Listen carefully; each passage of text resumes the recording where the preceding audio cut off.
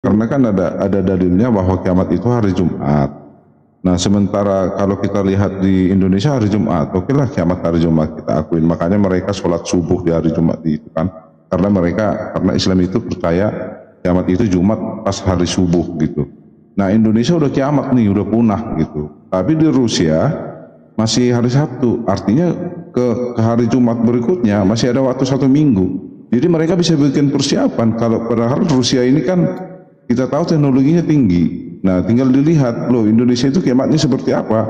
Apakah Nabi Nuh? Apakah hancur lebur seperti Armageddon? Nah, mereka bisa menghindar, mereka bisa membuatkan pesawat ulang-alik misalnya atau kapal selam. Jadi masih bisa menghindar gitu loh. Makanya ajaran kan nggak berlaku, nggak masuk akal gitu. Nah, padahal dalam ajaran Kristen aku datang bagaikan seorang pencuri di pagi hari. Artinya orang tidak bisa tahu kapan datangnya gitu. Jadi lebih logika, tapi lucunya mereka ini tidak berdebat logika. Coba dari logika, selalu mengandalkan logika gitu.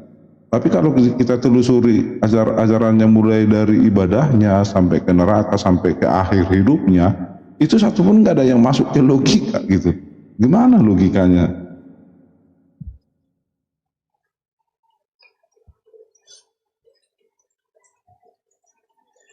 Oke, ini baik. Sudah bisa ya.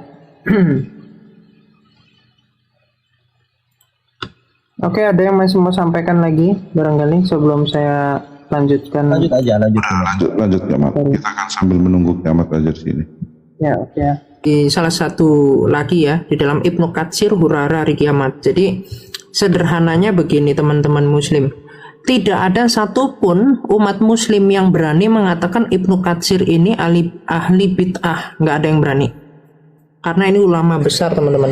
Siapa yang berani mengkafirkan Ibnu Katsir? Ayo. Nggak ada ya. Muslim-muslim pasti nggak berani. Kalau saya berani, bagi saya ya dia pengikut iblis ya bagi saya. Tapi ini kan saya menciarkan ajaran Islam. Jadi saya akan netral saja ya. Bagaimana ajaran Islam itu saya tunjukkan netral apa adanya. Siapa yang bisa buktikan saya berdusta, saya kan open cam. Saya tunjukkan muka saya loh. Bukan saya tunjukkan depan samping, enggak. Muka saya yang saya tunjukkan. Alamat saya pun saya tunjukkan. Supaya kalian bisa silaturahmi. Barangkali kalian mau potong saya live juga boleh gitu. Jadi saya di sini tujuannya baik. Saya cuma mensiarkan ajaran Islam dengan benar. Ya. Makanya satupun ya ulama-ulama Anda, ustadz Anda, polemikus kagak ada yang bisa bantah saya. Karena saya semua pakai dalil ya, ini semua akademis. Ranahnya ranah akademis, bukan hujatan. Adapun kalimat-kalimat yang pedas itu adalah konsekuensi. Contoh ya. Di dalam hadis Bukhari ya 4738 nih saya bukakan. Saya perbaiki ininya ya, ukurannya. Nih ya. Misalkan ini saya tunjukkan supaya teman-teman bisa membedakan mana yang menghujat, mana yang merupakan konsekuensi ini. Ini adalah hadis mutawatir teman-teman, ya. Jadi sahihnya bukan sembarang sahih, tapi mutawatir, artinya matannya dari segi matan, dari segi sanad dan seterusnya itu terpercaya, ya. Ini Muhammad itu menikahi Aisyah ketika Aisyah berumur 6 tahun dan digauli saat berusia 9 tahun, ya. Jadi narasi seperti ini yang kemudian kita bisa cek di tradisi Timur Tengah ya, tradisi ketimuran bahwa menikah itu rata-rata di atas umur 12 tahun. Jadi ketika Muhammad menikahi anak umur 6 tahun, menggali umur 9 tahun, itu merupakan tindakan yang bertentangan dengan moral ketimuran ya. Kalau kita lihat sekarang juga dikatakan seorang yang menyukai anak yang berusia 14 tahun ke bawah atau 13 tahun ke bawah, maka dikategorikan sebagai pedofil. Ya. Karena anak berusia 9 tahun itu masih kelas 3 SD ya kalau sekarang, dan itu adalah anak-anak. Nah, konsekuensinya apa? Orang Kristen itu pasti bilang Muhammad itu pedofil. Ya, penyuka anak-anak. Ajaran Islam di dalam At-Talaq ayat 4 itu juga diajarkan untuk menikahi dan menggauli anak-anak, at least sebelum dia itu apa itu namanya, haid itu boleh digauli ya teman-teman ya. Bahkan ketika bayi pun itu boleh digauli, boleh disentuh-sentuh dan seterusnya. Kalau digauli itu juga pembahasan yang lebih dalam lagi teman-teman. Tapi itu narasi itu ada, saya bisa buktikan ya. Nah ya, jadi ini bukan hujatan. Kalau Anda ngomong loh, itu kan tertulis di situ nggak ada tulisan pedofil, itu konsekuensi. Umur 9 tahun itu anak-anak atau tidak? Anak-anak. Kalau orang menikahi anak-anak namanya apa? Menyukai apa? Pedofil. Berarti mau pedofil nggak? Pedofil. Itu harusnya logika yang dipakai.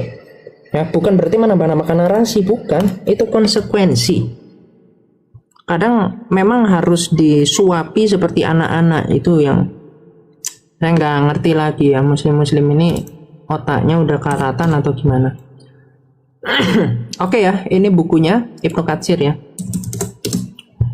Ini kita kasih kenikmatan-kenikmatan dulu yang ngeri-ngerinya habis ini ya. Tadi udah bahas juga tentang terorisme, cuman tidak di live-kan di YouTube ya, tadi nggak kepikiran. Oke ya, 436 ini halamannya ya teman-teman ya.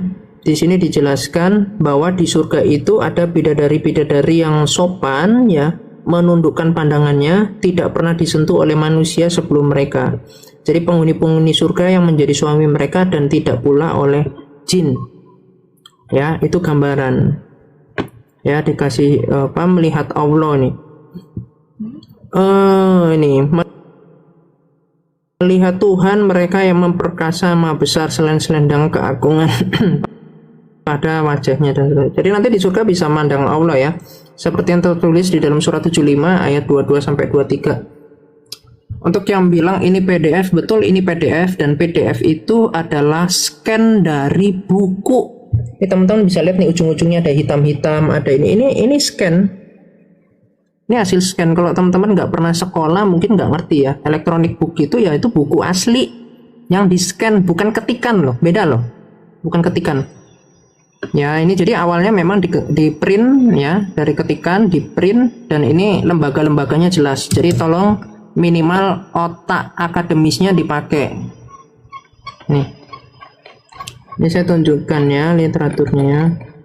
Ini kadang miris ya, umat Islam ini memang terkenal bodohnya yang udah di ujung ininya ya.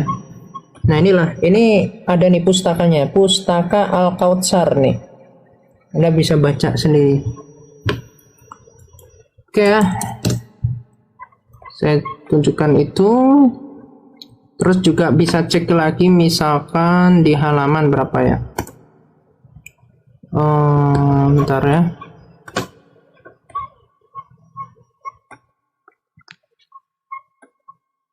Atau 400 sekian itu. Nah ini ya, kemah-kemah dalam surga. Jadi nanti di surga itu ada kemah-kemah ya, bidadari-bidadari yang jelita putih bersih dipingit dalam kemah-kemah. Jadi ini cukup ini ya, rasis ya teman-teman ya.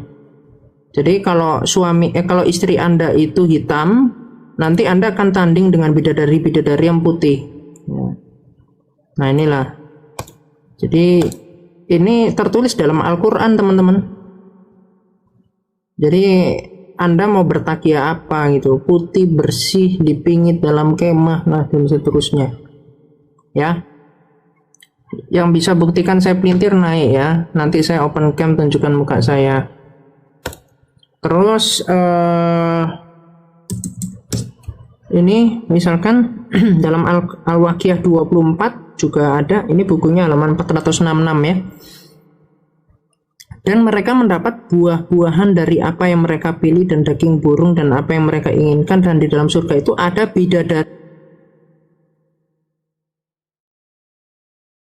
bidadari bermata jeli. Jadi muslim-muslim sekarang banyak yang bilang di surga itu bidadari itu pemaknaannya secara ini non fisik gitu. Salah. Bidadari itu memang fisik. Karena ini adalah kelompok-kelompok yang menolak hadis seringkali. Nah, nanti dibukakan Al-Waqiah 3536 itu memecah perawan. Ya juga Anda mau ngomong apa gitu. Jadi ya inilah, harus jujur ya. Ulama Anda yang tertua pun mengakui itu, yang ilmunya bersanad dari Muhammad. para sahabat dari berdasarkan hadis-hadis juga ngomong seperti itu. Jadi ini bukan karang-karangan, ya, teman-teman. Terus kita bisa juga cek ya di halaman 501 ya. Perhiasan bidadari dan kedudukan wanita Bani Adam, ya, bidadari yang sopan, menundukkan pandangannya, yang tidak pernah disentuh manusia dan seterusnya. Ini Ar-Rahman 54 sampai 561 ya. Terus juga Ar-Rahman 70 sampai 78, di dalam surga-surga itu ada bidadari yang baik, lagi cantik jelita. Maka nikmat Tuhan manakah yang kamu dustakan? Yaitu bidadari yang jelita, putih, bersih, dipingit dalam rumah. Maka nikmat Tuhanmu manakah yang kamu dustakan, ya. Jadi memang surganya Islam ini isinya itu ketertelanjangan. Ini konsekuensi, ya. Konsekuensi. Kalau seandainya bilang, oh kiamat menghujat, kamu ketertelanjangan. Saya bukakan hadisnya nih.